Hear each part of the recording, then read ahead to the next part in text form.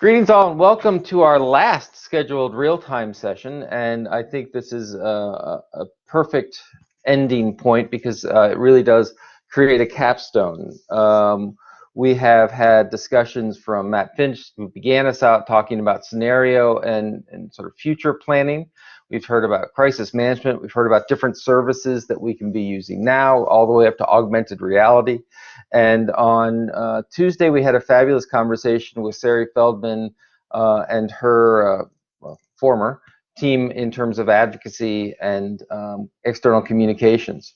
And it's been a really, I think it's given a lot of thought and something that I'm busy trying to synthesize. And I can think of no way to really put a capstone, no better way to put a capstone than bring in our current guest. So Marie Østergård, who is the library director for the Aarhus Public Libraries, which includes the Dock 1 Public Library in Denmark, noted as, if not the, certainly one of, but really the most innovative libraries and forward-thinking libraries in the world, and a member of the PL 2030 group, in fact, chair of the board, I believe.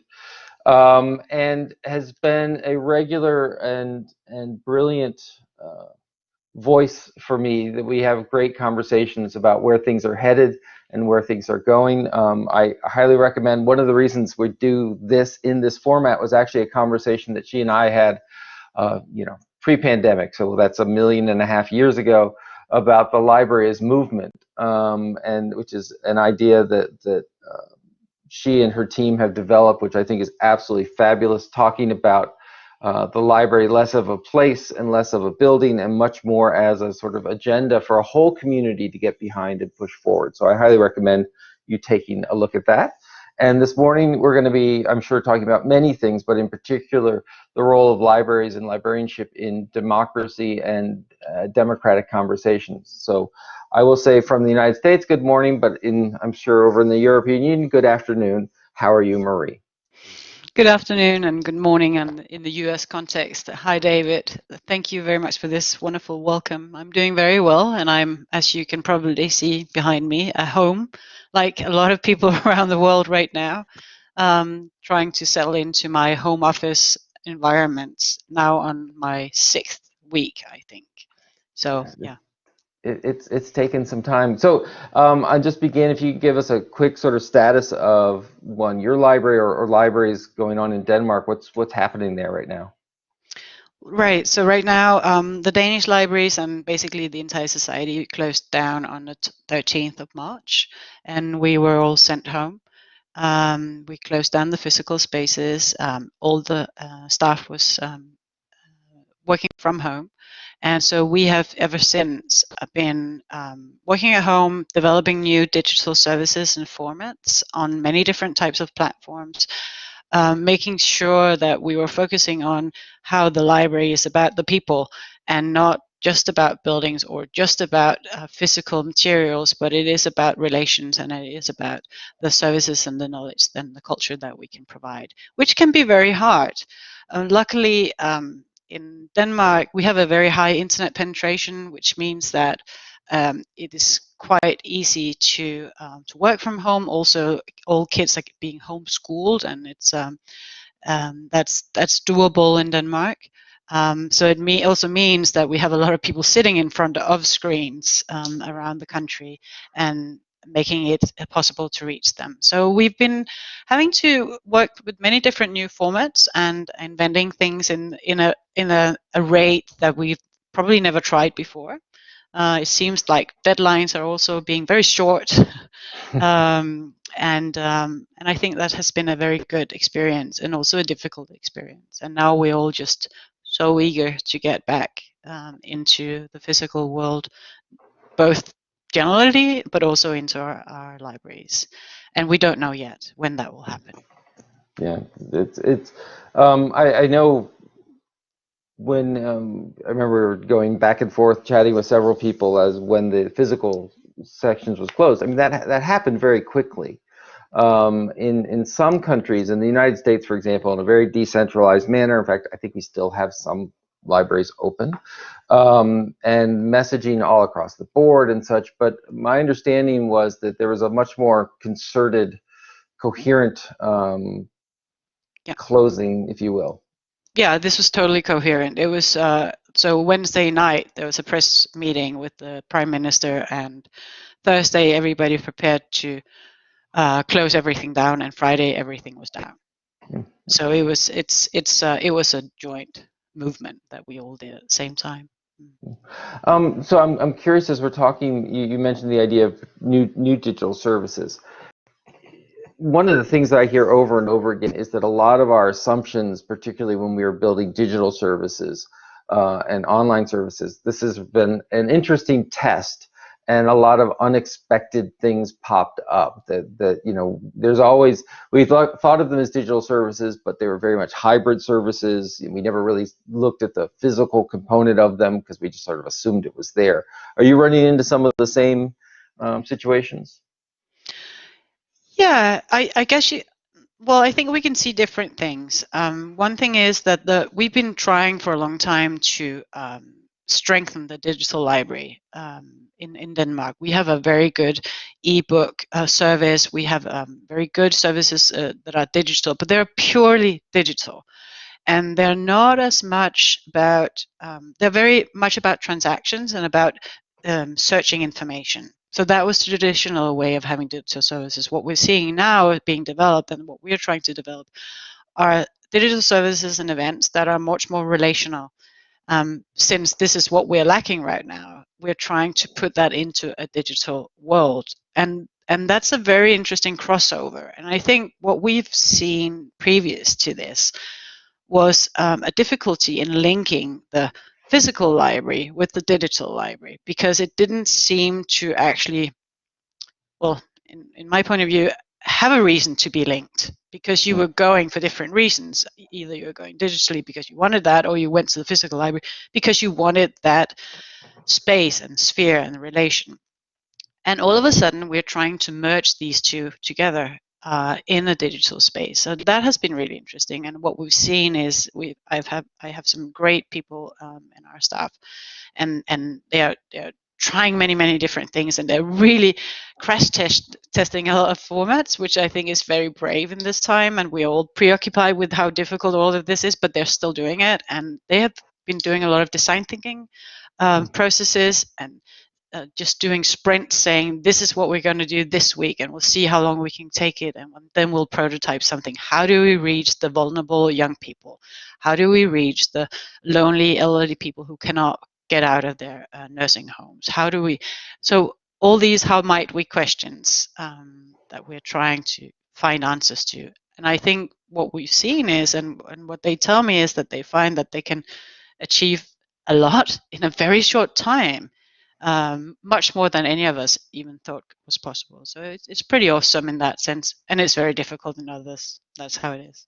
Well, and one of the things that we talked about with the movement, and one of the things that I believe really exemplifies the philosophy and the success of what's happening at Aarhus was the partnerships. That it was, yes, librarians, but librarians were really one in a mix that was the library, which included not only the people coming in, but designers and technologists and community organizers and have you found that, you know, the relationships established pre-pandemic have continued on? Is there a difficulty keeping those kind of relationships going? No, well, actually, it turned out well, not easy. Nothing is easy, but better than I would have expected, because this has also given us I mean, everybody's at home. Everybody needs to have a life digitally, which means that we're all in the same boat, trying to work together in new ways. So what we found is our partners are very interested in continuing to do partnerships around different services, and we've taken this opportunity to showcase our partners much more to the people who come into our different digital formats, our websites or social media, through both just pointing towards them. We still have our homework cafes run by volunteers. We have different services that are still being pointed to from the library.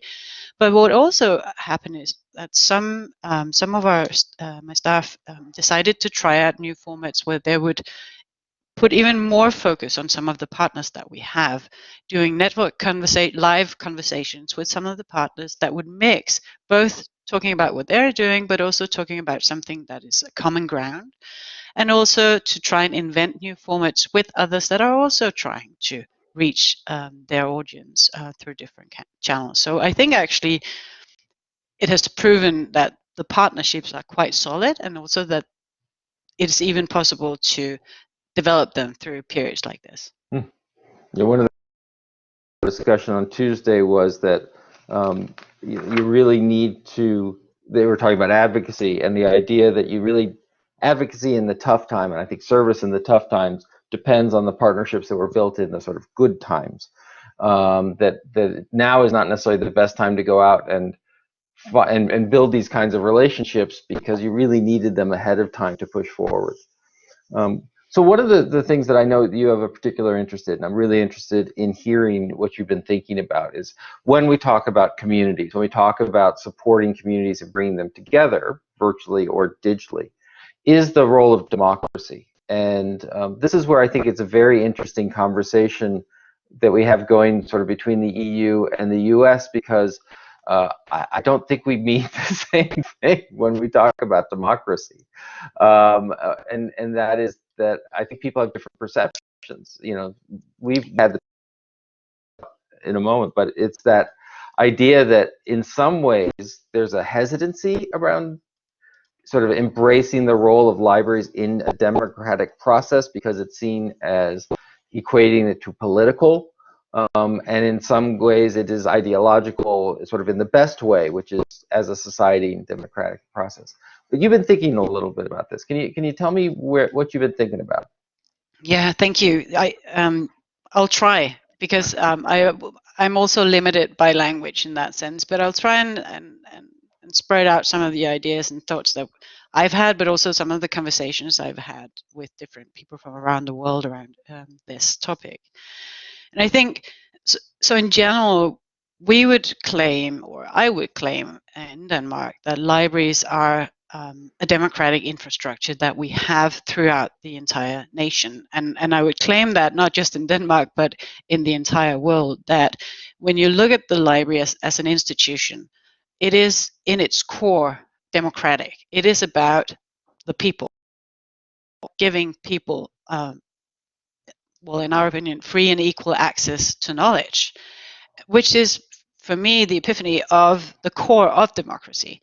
And it's also about giving people a voice and a place and a possibility of relationship with others. All of this is what libraries can do. And we know that knowledge is the foundation of having a democratic society. So when I'm talking about democracy, I'm not talking specifically about politics. I'm talking about all the many different things that makes a society democratic in its structure, and about giving people democratic self-confidence, which means self-confidence in the fact that they can influence and they have knowledge that they can use to be more competent in their own lives.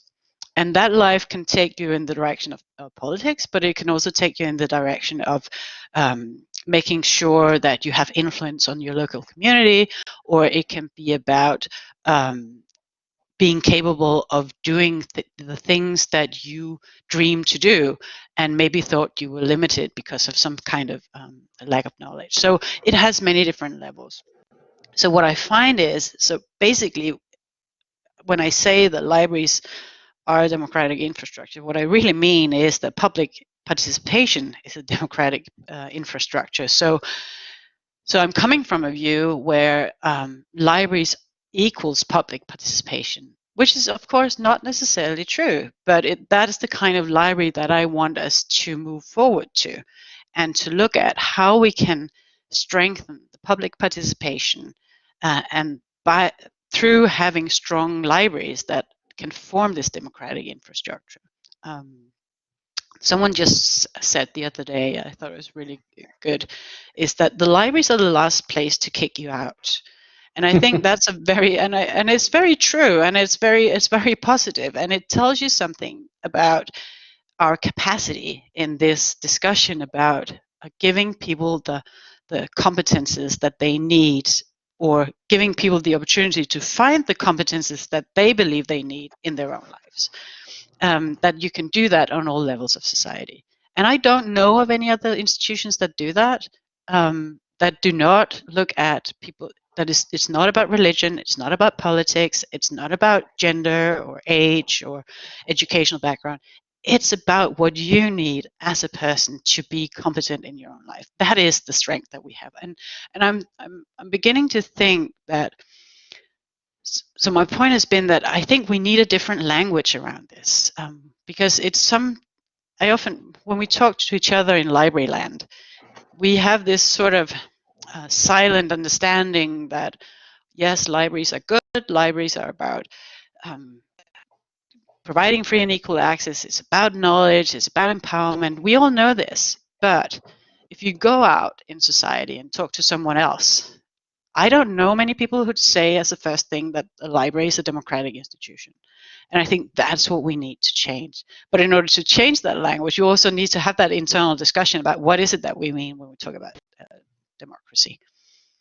And as you started out by saying, there is this, what is it that, what does democracy means? And I had the benefit of discussing this with a lot of US library directors, and I heard a lot of people saying something, phrases like civic justice, community activism, civic engagement, or just civics. And they're all part of the same package. But to me, that's even too narrow. I want the big word. I want the big umbrella around this. And I want to dare to say that, yes, it can also be about politics.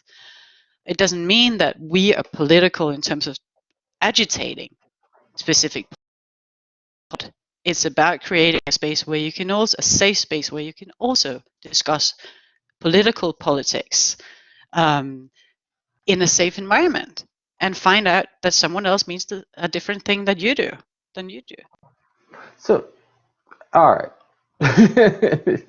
So two thoughts come to mind as we talk about this, and take them in turn. One is, you talk about libraries as democratic institutions. I think that also then implies how we structure libraries. That you know, the idea of role of library workers, the decision making that occur across from the director down to people on the front line. And there's been interesting conversations, for example, during the pandemic of, you know, if you're going to reopen and you're going to be doing, you know, curbside pickup and things like that, the director better be there, not just the person with the lowest salary doing this kind of information, right? So part of it is, how do we model and structure ourselves to structure that conversation? But the other is, I'm always,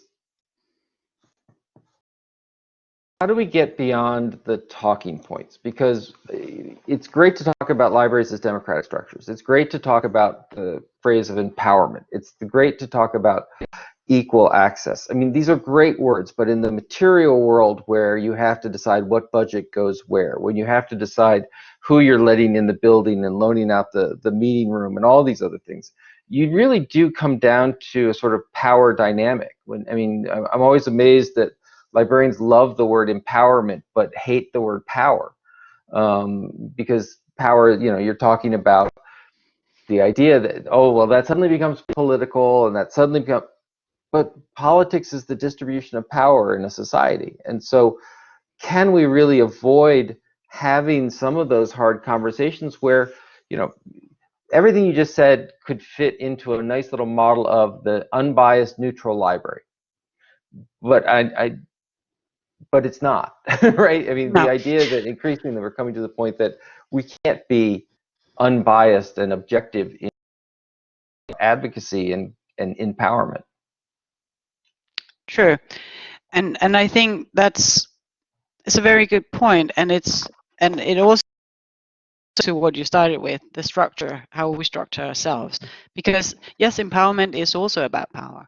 And one of the things that we found in Aarhus, working with the library concept and the library as a movement and the library as a democratic space, is the giving power to the people of the library space is definitely part of this equation.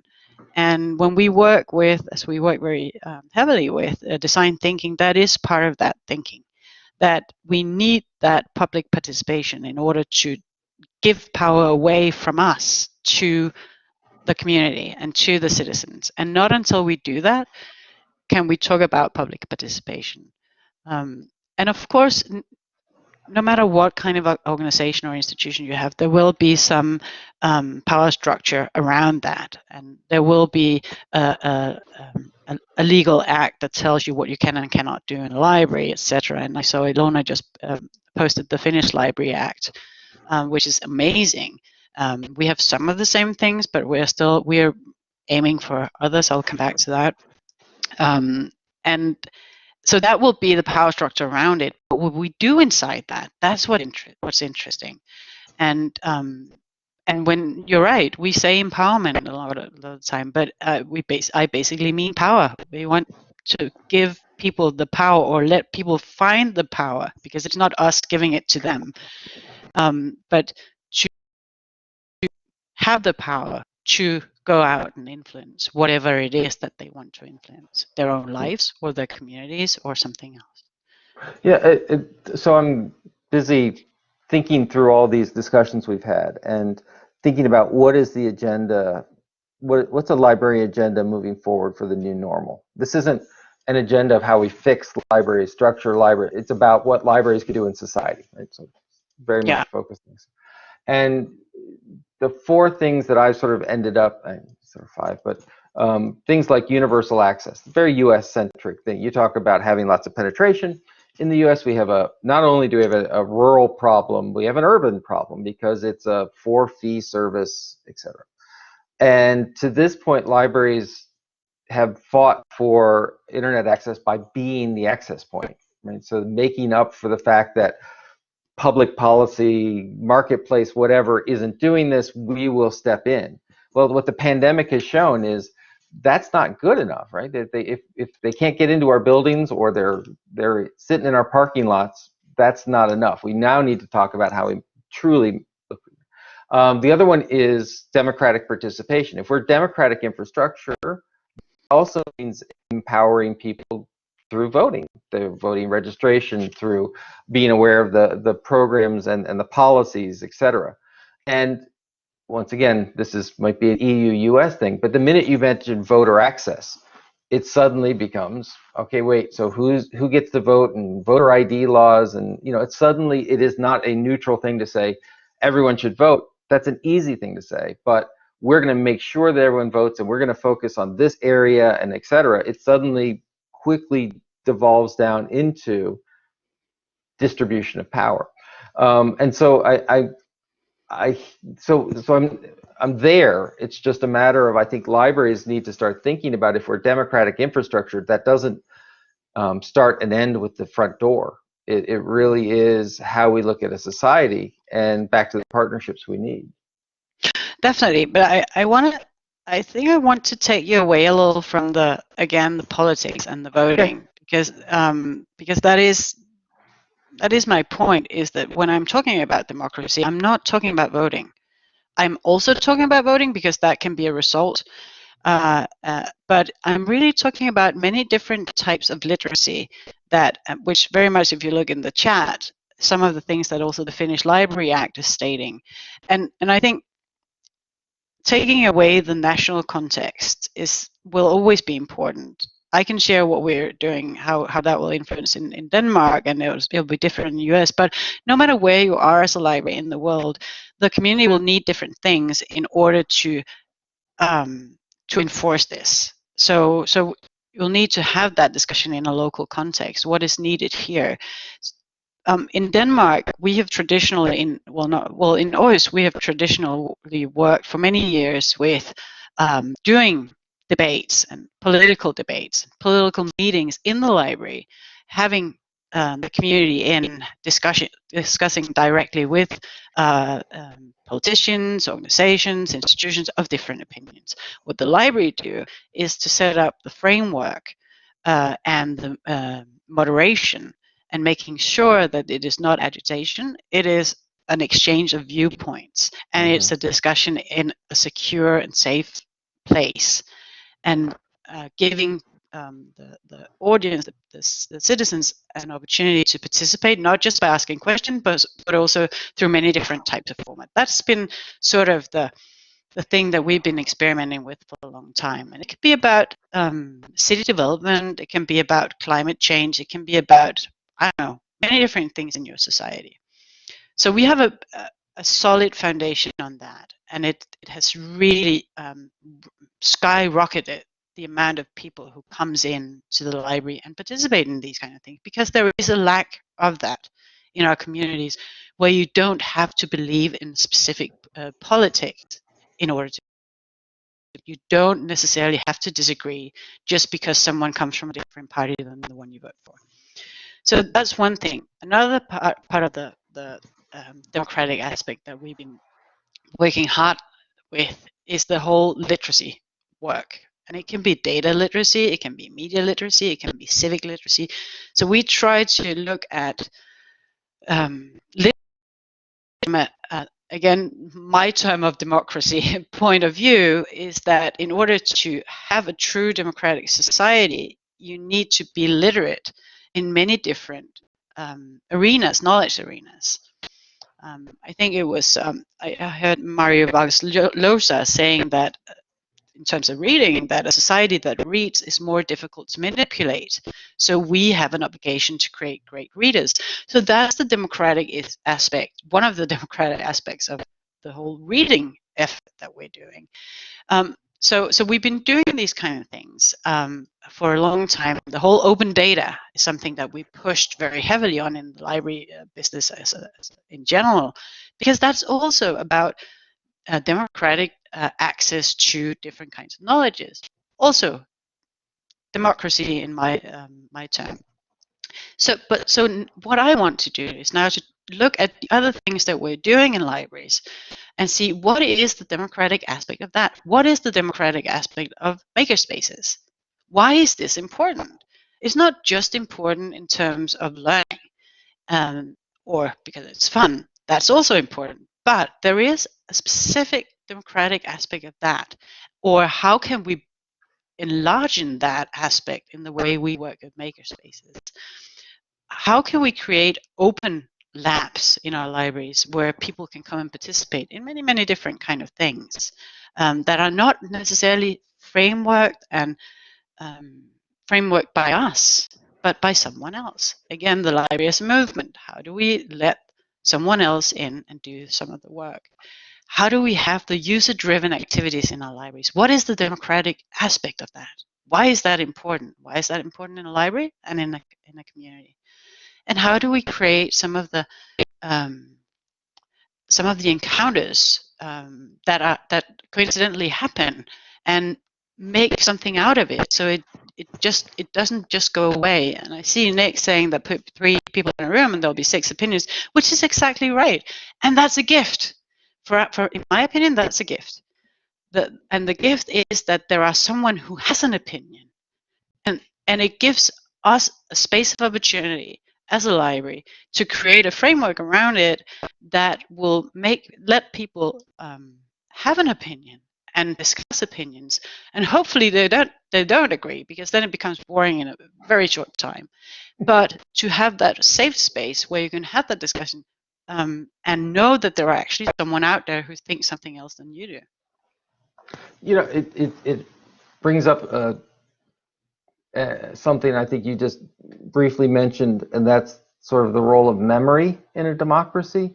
That a lot of times when I've heard a lot of people talk about, including myself, talking about democracy and supporting democracy, it's almost always as a facilitation role, bringing people together, creating safe spaces for dangerous ideas, the idea of, right, so giving them capability, empowerment, literacy.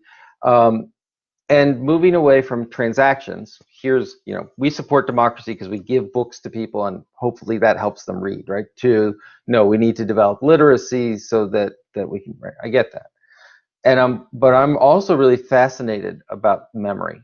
That is, if we have a forum, we bring together someone on an important topic, and we have that conversation, that the role of the library, and I like the way you put this, the democratic aspect of it, isn't simply we are allowing the voices of the people to express themselves. There's also the role of making sure that the conclusions or the consensus or even the conversation itself, allowing for privacy for a moment, that becomes part of the social transcript and the dialogue moving forward. It's not just the fact that we can talk about things, but we can talk about them in an informed way, which almost always means showing the progress and what's come before. That's true, and I think that we can probably agree that that there is an increasing need for informed discussions and the acceptance of facts and objectivity. I'm not even sure you can talk about objectivity, but you can talk about facts and how we need to bring that into the conversation. And I think that libraries, and which is one of the reasons I'm pushing this so hard, is that the library has traditionally a brand that is extremely well respected in that sense, and people are confident that we will not try to push something down their throat, that we are there for all of them, which means that there is a space of opportunity for making people feel comfortable enough to share without shouting at each other. And I think that's the window of opportunity that we should catch. And also I see communities questioning and searching for the spaces where you can do this. So if you have meetings in a public hall, which should be public, but it's always about politics. You can have meetings in a mall, but that will always be part of a more commercialized structure. You can have meetings and discussions and workshops in a park, which has, in some countries, a downside, I have to say, but that is also interesting. So the library can go out of the library and into some of the spaces and bring that brand with it. Or we can open the library spaces and bring people in there, and a lot of the partners that we would meet outside the library. So I think that we should use that brand in the best way possible and make sure that we are not trying to stuff something down. We're still not trying to stuff something down people's throat, except that we expect people to want something if they participate. And want can mean many things. It can mean maybe I just want to listen here, or maybe I just want to be here because I don't meet many people and there's a great crowd, or here I want to make my voice heard. Many different things, but we actually have the space that can provide for all of them. If that is not democracy, I don't know what is. Right. Well, but democracy is the ability to have that intersection, that discussion, that argument, that great conversation, etc., and then the action that follows it. And then one of the other things that I think is really important for us is then the ability, the transparency in that action for accountability. Right. So it's that notion that people come together in the library, they have a really powerful conversation, an informed conversation where the trusted librarians can be making sure that some of the assertions going on or some of the memory and history comes in, and then, okay, so this is action. And then the library have a role to then take that and actually advocate for that action, right? Yeah. When does our role stop, or does it? I think always the library's role has to stop when it comes to agitation. And you could always argue that simply by setting something like this up, we're already agitating because we're trying to push and we're trying to enforce that opportunity in our society. So we're never neutral in that sense. But I think our role should always be to facilitate and moderate the conversations, so that, I mean, it's okay to feel uncomfortable. Sometimes uncomfortable is good, but you need to feel safe. And we all have different levels of when we feel safe or not. So it's not an easy task. So I think I would feel uncomfortable with the library standing up and voicing a political opinion about how we think people should be educated in society. But I would be very happy and comfortable with moderating a discussion with many different opinions about what level of education should a society have. It's interesting. A lot of the reason we have librarian support and these conversations started as a conversation in PL 2030 and talking about what we were going to sort of talk about. And my initial thought was, let's get together and have lots of conversation about life in a pandemic and what can we do now and sort of responses. And you had said something I thought was very useful, which is, let's focus on when we get back in. You know, the idea that this is a good time when people are home that we can focus on what we want to be. Well, you're very polite, David, because I know I swear in that sentence when I said it. I said, can we talk about something else than that? Yeah. But one point that you made was, if we talk about what we should be doing now in the pandemic, if we focus on all this about now, what we can do is lead to a real frustration and potential conflict. And that is, if librarians feel like they should be doing something now and don't have the ability to do it because of administration, because of funding, because of access, or what have you, we're going to create tension. We're going to create. I wonder if you say the library comes together and has this conversation and moderates this conversation and facilitates that conversation, and then if they don't move to the point of agitation or advocacy, are we going to create a sense of frustration where the library becomes a place of all talk and no action?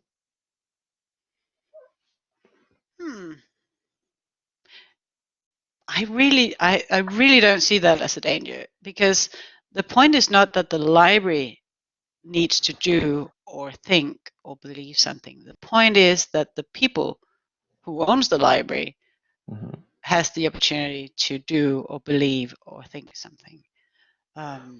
So I think if we are too narrow in the different programming and activities that we do, yes, that might be an issue. If all we do are big political debates and then nothing, at least it will become boring after a while. But we will. But which is why I'm really pushing that we need to look through everything that we do as libraries and see what is the story about what we do.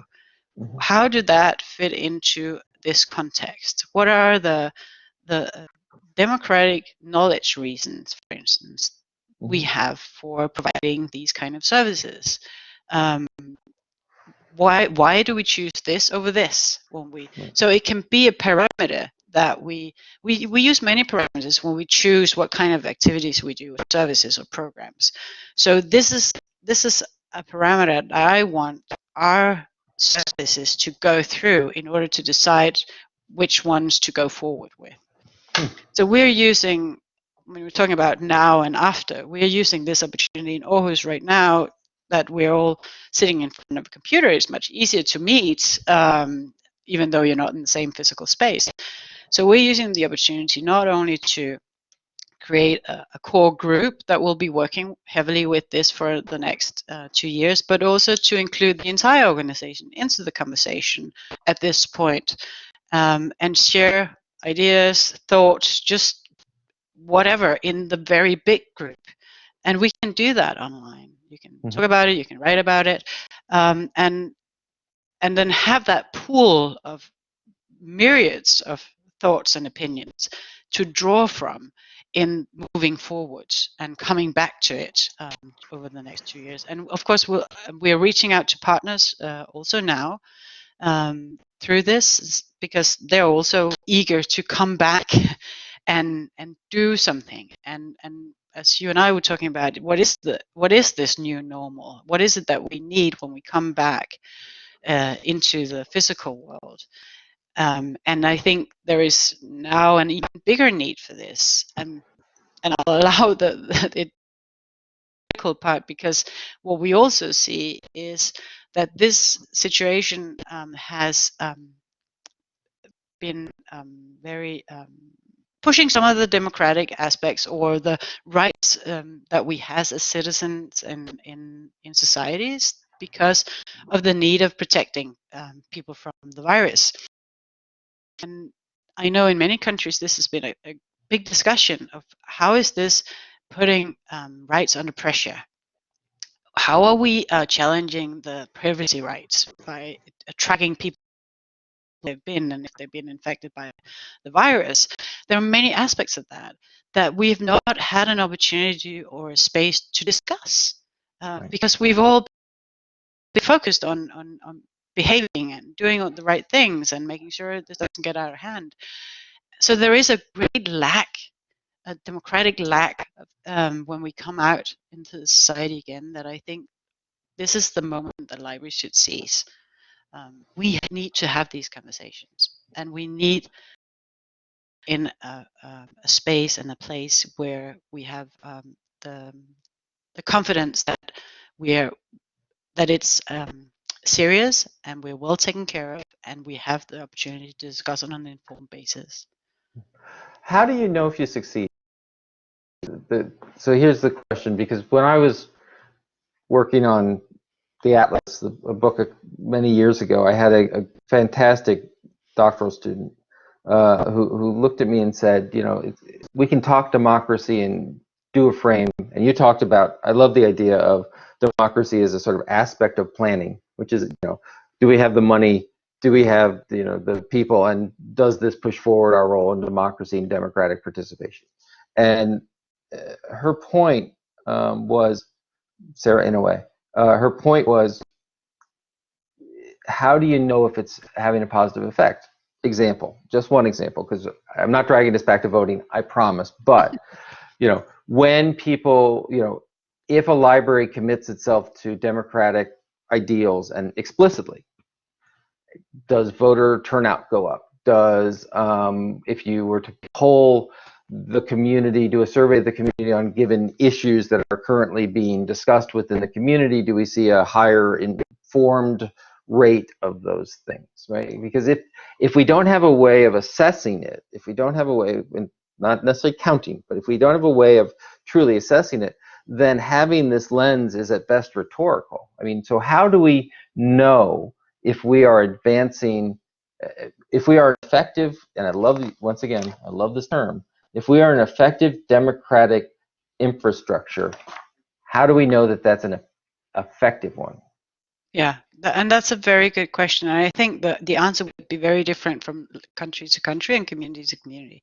I definitely think that in communities where low voting is an issue, you should definitely put that up as a measure tool. That would make total sense. Where that's maybe not that. I mean, it's not the. We don't have that same challenge as many other countries do, but of course that. So if we decide that for the next half year we will focus heavily on awakening people's political opinions, no matter what they are, then yes, it should definitely be something that we measure in that sense. It could also be measuring how much. So for us, we would probably set something up like how can we increase, or how much do we increase the community's usage of the library spaces for their own gatherings and their own discussions. That could be a measure that we would usually put up, or it could be a measure of how many.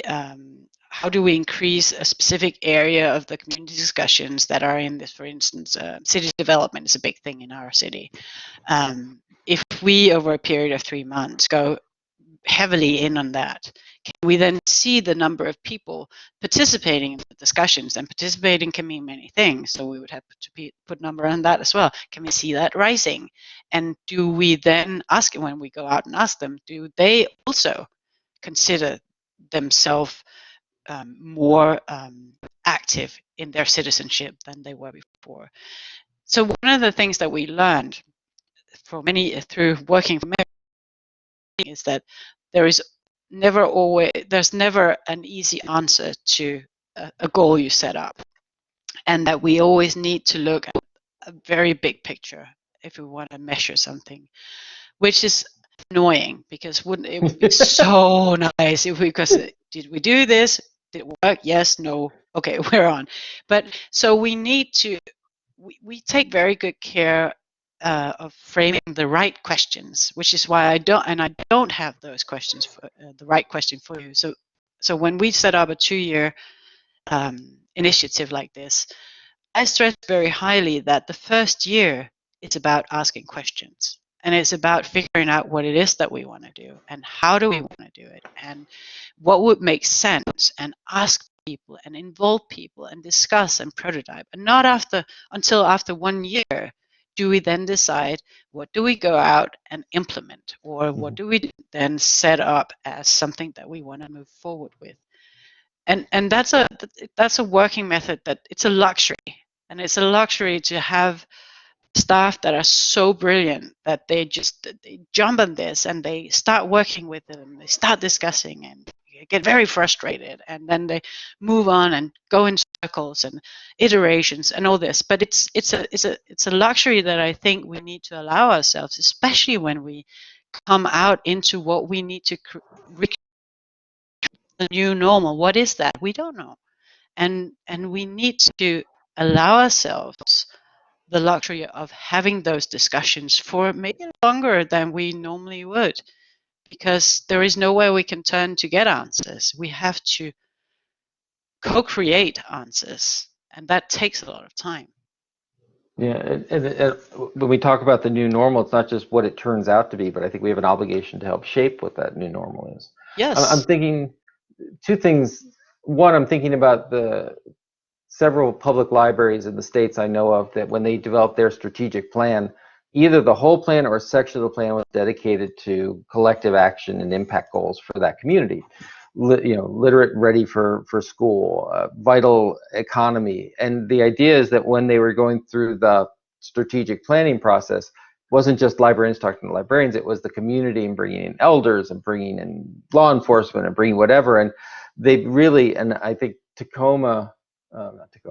Topeka, Kansas is a great example where not only do they say, here's the outcome, but then they have measures and who's responsible, and et cetera. So you can turn into a really concrete thing. And I very much take your point, which is you don't start there, you evolve into what those are. But I also want to take us back to your point about taking what's the sort of democratic lens on things like makerspaces. And I'm thinking about an article I saw many years ago where they had this lovely makerspace event, and it was 6 white guys sitting in a room, and so that idea that we may be empowering and such, but one of the criteria for success might be participation by different sectors of our communities, different society, how much penetration is there in those different areas, right? And that may be different than what we do in our literacy and circulation efforts, and it may be different in others. But it occurs to me that I take your point that context is important, and each service and each community is going to come up with its own spin. But it does seem to me that some of the larger goals, moving away from transactional measures, how many books were circulated, how many people showed up at this event, and looking much more about impact goals, how many people were inspired to action, how many people were aware of the issue at hand, that might be a pretty global transition we need to talk about in terms of library assessment. Yeah. And of course, you're absolutely right. And I think that's something that libraries have been struggling with for a long time, and because we're never the only part of the equation. Right. So we're always struggling. Can we claim that libraries have an impact on reading? We could, but we cannot claim that on our own, because a lot of kids also go to school. Or Totally. so Totally. there's always that difficulty, which is why I think we and a lot of organizations have worked on how to develop these impact measures, and a lot of institutions do that as well. And I'm still looking for, and I don't, and the thing is, I don't think there is a great one. There are, again, many different angles you need to look at it with. But just to know that is important. But it's what always takes us down when we're discussing money, when we're discussing impact, and discussing the political aspects, or trying to raise political awareness about libraries, is that we don't have those hard measures when we talk about the relational work that we do. So I think that's part of the development that we need to go into. Yeah, it also occurs to me, I always like the distinction between, and talking large scale, between a democracy and a liberal democracy. And many people see liberal and they assume that's an ideological, that's not what it's intended, right? A liberal democracy is one that goes beyond voting, right? We have plenty of examples of countries where people get 99% of the vote, and it turns out it's always the guy who's in charge, right? That liberal democracy is the vote, but it's also social welfare. It's the idea of transparency. It's the idea of rights that go with them, etc. And that leads me, because I have an odd brain that connects things in odd ways, but that brings me to both the Library of Movement and the partnerships, and your point you just made about the library is never going to be the solution for anything. It's going to be a part of a solution for anything. And even then, it's the citizens that we empower that are ultimately the one to make this happen. It occurs to me that libraries need to walk into these partnerships, and they do need to have a really strong sense of self and their contribution in doing this. That when we talk about the new normal, it can't just be, oh, look, this is where it's going now. We're going to be mask dispensaries, right? Or, oh, no, right? What is it that people want? Okay, now we're going to, whatever it is, we're going to start being dog shelters. The idea is what is it at the core of what we do, and that can lead it. And I think what's interesting is to acknowledge that not only do we facilitate these conversations, but we have a voice in these conversations, right? We believe that universal access to the internet at this point, but universal access to knowledge and resources, as you mentioned, is important. And that is where we're going to agitate a bit, because it's core to what we do. Whereas we may be facilitating and getting people ready, and then off they go. And we're going to need to do that with partners. So, But yeah, that is what we do. I mean, the framework that we set up and the activities that we set up are the advocacy. They are the role that we choose to play, which is why I said that we are never neutral. We decide what it is that we shine a light on. And of course, when I'm talking about the democracy, and it's because I believe that libraries should be about that. We believe that community activism is good. It's a good thing. It's not a bad thing. So already there you have a value added onto something. So, and I'm just I keep looking at the chat where Ilona copied the Finnish Library Act, which is exactly, it's there. The equal opportunities, the availability of information, reading culture, opportunities for lifelong learning, active citizenship, democracy, and freedom of expression. Very well put. And but the thing, there is too much of a gap between us knowing this and nodding to it and thinking, yes, this is exactly what library is about. We all know it. And then what every person you meet in the street will say the library is about. Yeah. And or even politicians that are giving us money to do all of these things. What is the language that they have about this? Or what is it the language that every staff member has about what we do? And that's why I'm thinking that I'm talking about changing the language around this, and that we need to put it into that bigger framework of democracy, and that can also be about politics. It's just that I tend to not want to go in the politic direction because it's always the first thing that springs to mind when you say democracy. So I always try to start somewhere else. But of course, it all comes down to the way we think a society should be, or the way that we think people should have influence on their own lives in a society. So I take that, and let me just make sure I'm getting the point clear. And that is, democracy is an important and vital part of what we do. It's what we talk about. We need to change the language so that people don't automatically equate it with sort of the day-to-day ideological political structures. We need to retake democracy as a larger concept within Yes, society. we need to retake it, but we also need to rethink it in our own activism, in the active things that we do in our own events, in our own services. What is the democratic aspect of that, and how can we put words into that? And I don't know. That's what we want to try and find out and figure. And we have to do that each in different communities. But I think if we shy away from it because we're afraid of evoking some kind of political discussion, then we are not doing our job well.